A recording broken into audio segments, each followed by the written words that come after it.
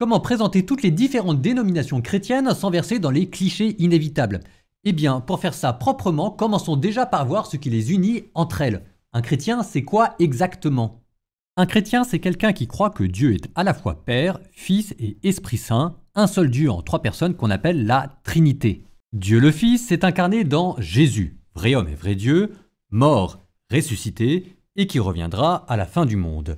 Jésus a fondé une église pour que l'on puisse adorer le Dieu unique et Trinité. Tous ces éléments résument la foi chrétienne. Ils sont d'ailleurs contenus dans un document ancien que l'on appelle le Credo de Nicée-Constantinople et que toutes les dénominations chrétiennes reconnaissent.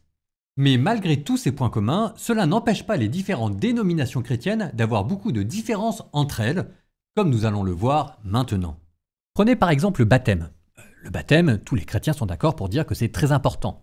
Mais il y a ceux qui vont dire que le baptême est d'abord une action divine, parce qu'elle donne la grâce, et c'est en gros toutes les dénominations. Toutes, non, il y en a une qui pense que le baptême est d'abord une action humaine, et on les appelle les baptistes. Alors, commençons par parler d'eux. Pour les baptistes, le baptême est d'abord un moyen de déclarer publiquement sa foi, c'est pourquoi il doit être un choix libre réservé aux adultes. Ça, c'est le baptême selon les baptistes. Pour eux, l'essentiel se joue avant, quand on est devenu un born again, quand on a fait une expérience de conversion personnelle. Et c'est ça, et non pas le baptême, qui fait de vous un chrétien. Les baptistes sont aussi les plus individualistes des chrétiens. Dans leur relation à Dieu, ils considèrent que ce qui est le plus important, c'est la relation personnelle à Jésus, ce que tous les chrétiens reconnaissent, mais eux se méfient profondément de tout ce qui est rite, clergé, dénomination, et c'est pourquoi en France, ils sont plus connus sous le nom de chrétiens sans branche. Ok, un petit point de vocabulaire. On appelle Low Church ce qui insiste quasi exclusivement sur la relation individuelle à Dieu, comme les baptistes. Et High Church, ce qui insiste aussi sur l'importance du rite et du clergé.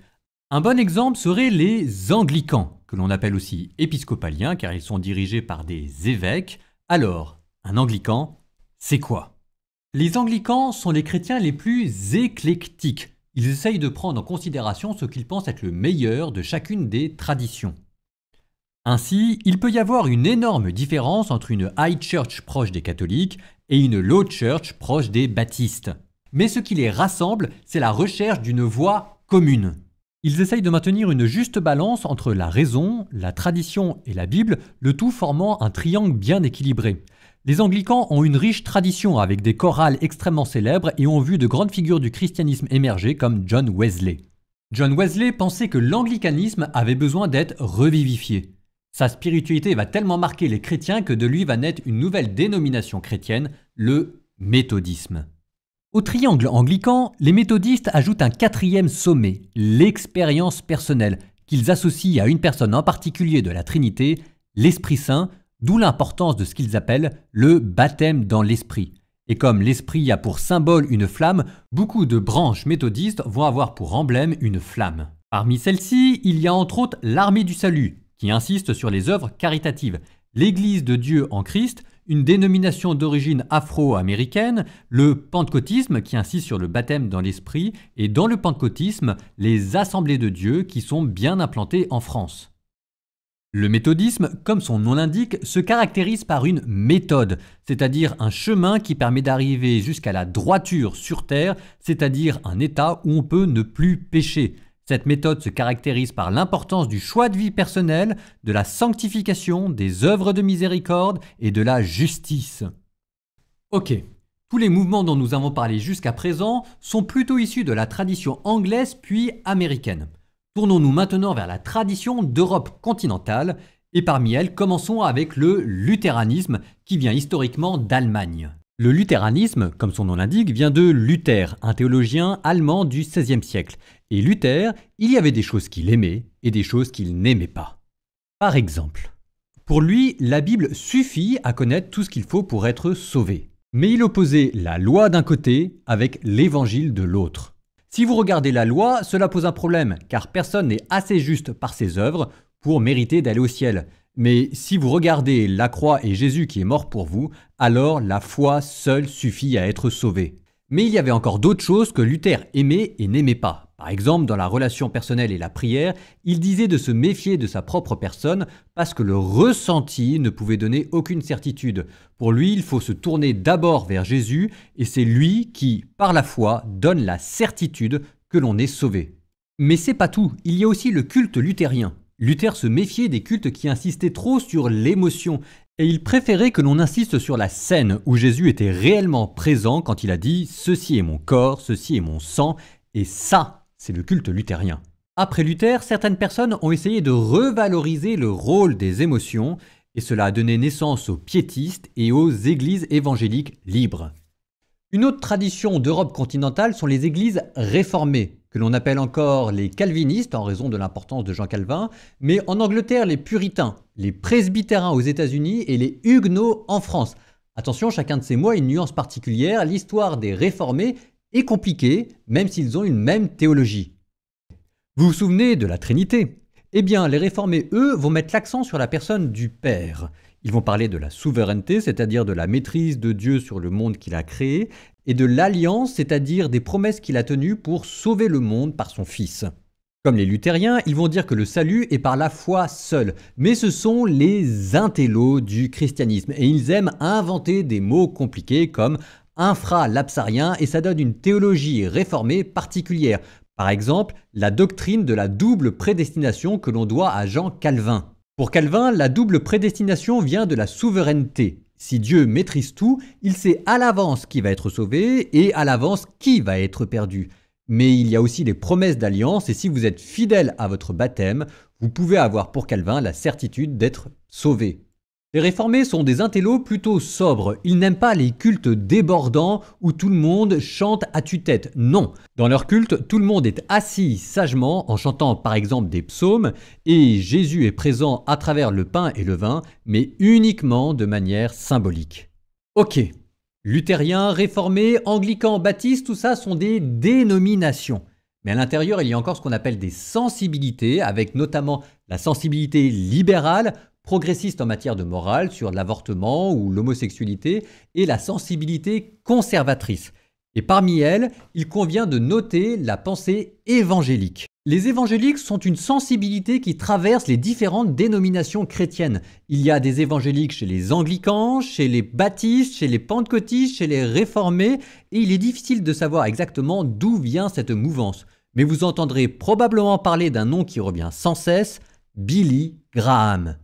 La pensée évangélique se caractérise par un quadrilatère, mais non pas celui des méthodistes, un autre quadrilatère marqué par le rôle central de la Bible, le rôle central de Jésus dans la relation personnelle à Dieu, le rôle central de la conversion dans la vie spirituelle et le rôle central de l'activisme pour témoigner de sa foi par l'évangélisation ou les bonnes œuvres. Les évangéliques en ce moment tentent à se considérer comme une nouvelle branche du christianisme tant les tensions avec les chrétiens libéraux sont importantes. Arrêtons-nous un instant entre les dénominations, baptistes, anglicans, méthodistes ou les sensibilités, libérales, évangéliques, il est peut-être temps de faire un récapitulatif. Baptiste conservateur, évangélique qui aime la pop louange, chrétien libéral ou évêque anglicane, qu'est-ce qui peut bien unir toutes ces personnes dont nous avons parlé jusqu'à présent ? Eh bien, peut-être ceci. Toutes lisent la Bible d'une même manière. Dans l'idéal, votre manière de lire la Bible, votre interprétation personnelle de certains versets, doit coïncider avec la manière dont les autres chrétiens lisent ces mêmes versets, ce qu'on appelle l'interprétation traditionnelle. Mais en cas de désaccord grave sur un verset important, qu'allez-vous faire ? Eh bien, les chrétiens dont nous avons parlé jusqu'à présent ont tous un point commun. En cas de conflit, elles vont privilégier ultimement l'interprétation individuelle sur l'interprétation traditionnelle. Si vous êtes un chrétien très libéral, la Bible n'a peut-être pas beaucoup d'importance dans votre vie, mais cela ne change pas, votre interprétation personnelle de la Bible reste la plus importante. Et si vous êtes au contraire un chrétien très conservateur et que la Bible a énormément d'importance dans votre vie, cela ne change pas non plus.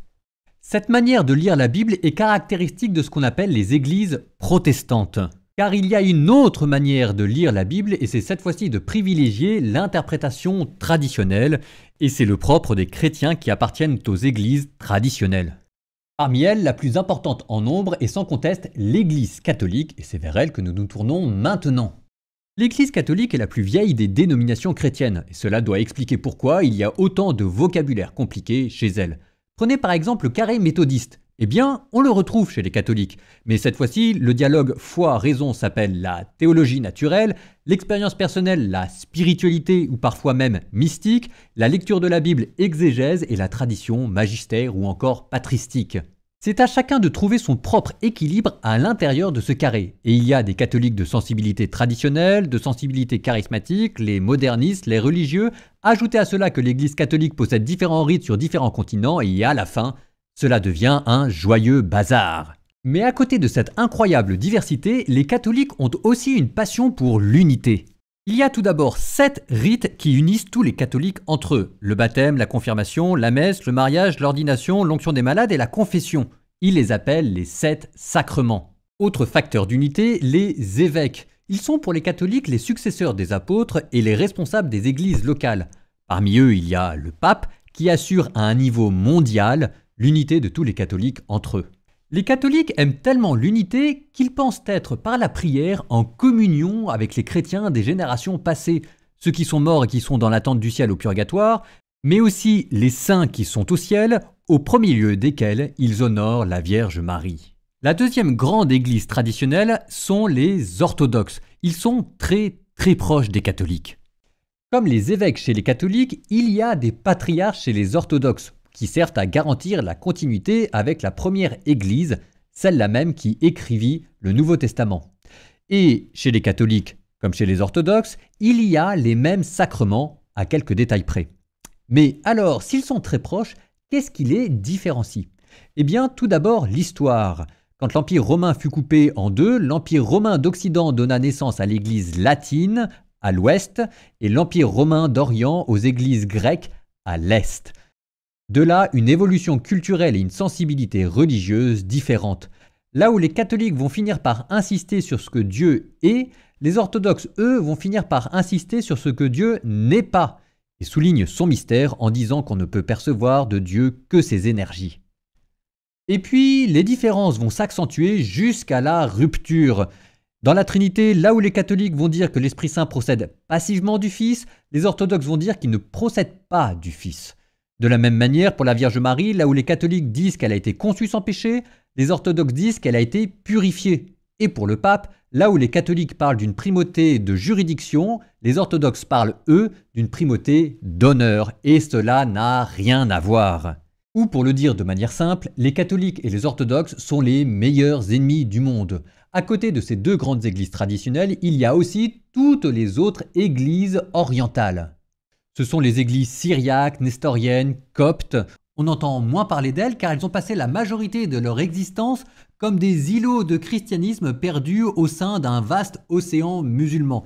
Elles sont assez semblables aux églises orthodoxes, mais pourtant elles sont séparées depuis environ 1600 ans.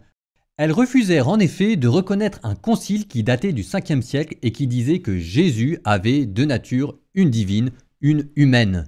Elles restaient attachées quant à elles à une autre formulation. Depuis, grâce au dialogue notamment avec l'Église catholique, toutes ces églises confessent ensemble que Jésus est à la fois vrai Dieu et vrai homme. Et maintenant, c'est la figure du pape, dont ces églises ne reconnaissent pas l'autorité, qui est aujourd'hui le principal facteur de division qui demeure. Et voilà pour les différentes dénominations chrétiennes, qu'elles soient protestantes ou traditionnelles. À côté de ces grandes églises, il y a encore d'autres dénominations dont je n'ai pas parlé, les Mormons, les Témoins de Jéhovah. Ces dénominations, en effet, rejettent certains éléments constitutifs du christianisme et elles ne sont pas considérées par les autres églises comme chrétiennes. Le fait que toutes ces églises dont j'ai parlé, malgré leur formidable diversité, insistent toutes sur ces éléments, montre bien qu'il s'agit là du cœur de la foi chrétienne. En attendant, toutes ces églises un jour espèrent être réunies, car toutes se reconnaissent dans la prière de Jésus qui disait « Père, que tous soient un comme moi en toi et toi en moi ». En attendant, nous nous souvenons du commandement que Jésus nous a laissé, l'amour vaincra.